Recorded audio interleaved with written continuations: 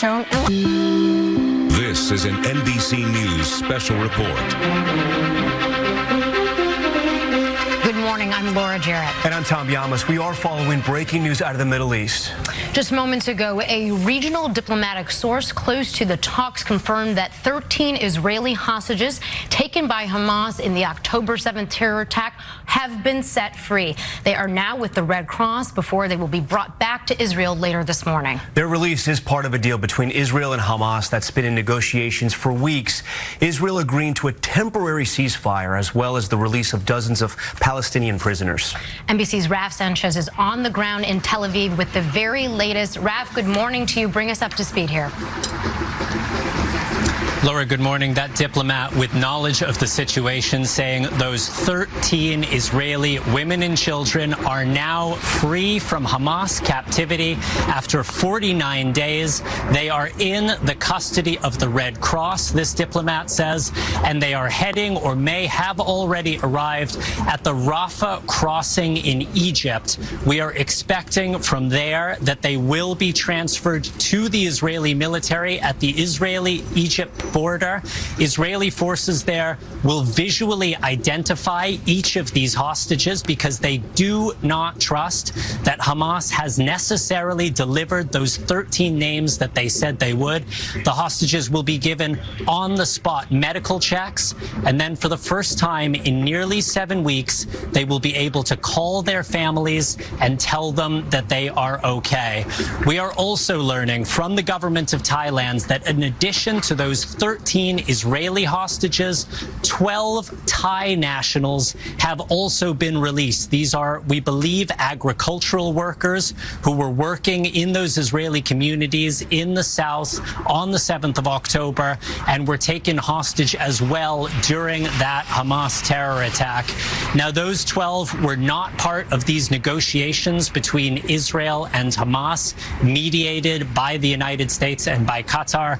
Hamas says it plans to release those Thai citizens with no preconditions. So we are expecting 25 hostages in total freed from Hamas captivity.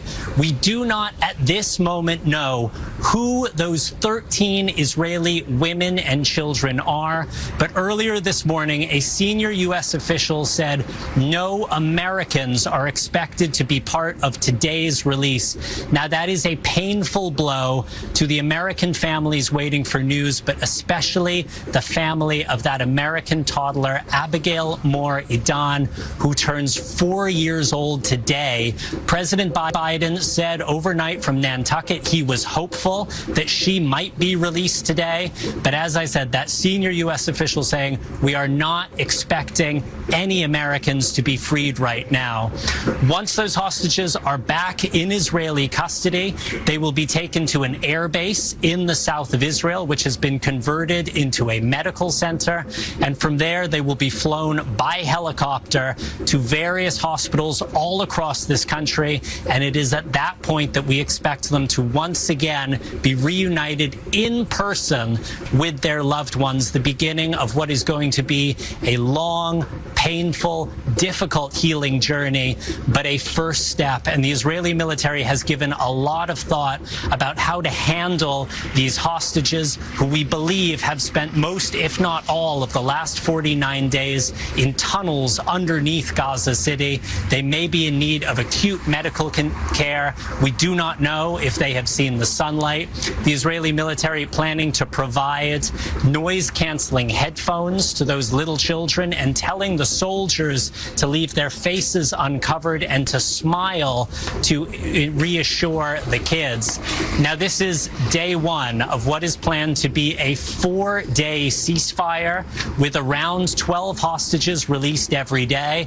And in exchange, Israel releasing Palestinian women and male teenagers from Israeli prisons. They have been gathered, those prisoners, at a facility in the occupied West Bank ahead of their release.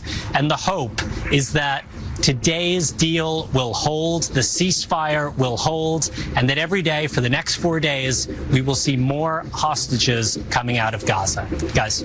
And Raf, as we see some of those live pictures and the video of where we think this transfer may happen, we're following those developments. I do have to ask you, because speaking to the families of those hostages, the trauma they have been put through over these last 7 weeks, Raf, what more do we know on how Hamas is deciding who gets to go and who will stay somewhere in Gaza, likely tortured, being held underneath in those tunnels? So, Tom, we know that this deal for the first 50 Israeli hostages is women and children only. We are not expecting any men to come out as part of this deal. We are certainly not expecting any of those Israeli soldiers. We have heard from the Qatari government, who brokered this deal, that the plan is to keep families together as these batches of hostages are released. And we do believe that these families, these hostages, are going to be released in the communities that they were taken from. So it's possible that we may see them released one kibbutz at a time, one community at a time. Again, we do not have confirmation of exactly who is part of this initial group of 13, but we hope to see in the coming hours, when we get official confirmation from the Israeli government about what is going on, there is a possibility that this 4-day ceasefire could be extended. One additional day of ceasefire in exchange for 10 more hostages. And the Qataris were very clear. They structured this deal to incentivize both sides to abide by its terms. Hamas would get more days of ceasefire if it releases the hostages. Israel would get more hostages if it holds off its strikes inside of Gaza. How long this ceasefire can hold remains to be seen. We have already seen large crowds of Palestinians inside of Gaza, displaced from their homes, who want to return to them up in the north. The Associated Press reporting at least 2 Palestinians have been killed so far by Israeli fire inside Gaza since the ceasefire went into effect. We asked the Israeli military about that. They said that they were looking into it. But the hope is that this is proof of concept, that there can be an exchange between these mortal enemies, Israel and Hamas, that there can be negotiations that lead to the release of the hostages, and hopefully this is only the beginning of a process that will see more of them emerging. Guys. All right, Raf, thank you for being on this story from the very beginning of it. And now let's bring in senior White House correspondent Kelly O'Donnell. She is in Nantucket, where President Biden is spending the holiday weekend. Kelly, good morning to you. No Americans released as part of this deal. What is the White House saying this morning to American families, including the family of a girl who is supposed to turn 4 years old? Well, the concern, of course, is could there be anything that would alter the plan? And at this point, I've been talking with a number of White House officials. They're watching this closely. It is still their expectation that Americans will ultimately be transferred out of the custody of Hamas, but not today. And of course, that is disappointing. And they're watching this as it's developing. A number of officials have said that they are confident that the deal is holding, but of course it is such a fragile situation. The president has indicated that he did not want to say anything publicly until this transfer would take place.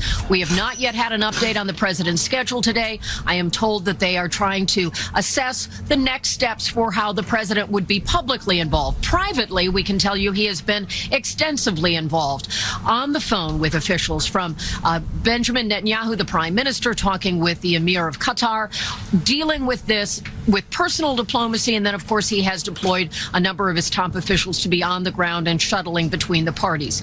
So the White House is watching this. We expect to hear more shortly, according to one official that I spoke to a short time ago.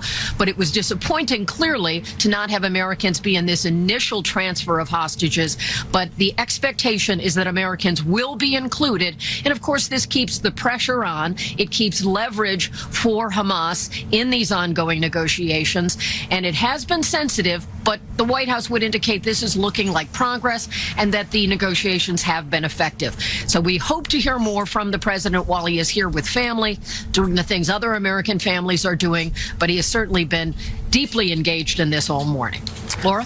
All right, Kelly, I'll pick it up. Thank you so much for your reporting. Again, if you're just tuning in, 13 Israeli hostages have been released. So far, no Americans. We're going to continue to follow this breaking story throughout the day. Stay with NBCnews.com and streaming, of course, NBC News Now for all the new developments.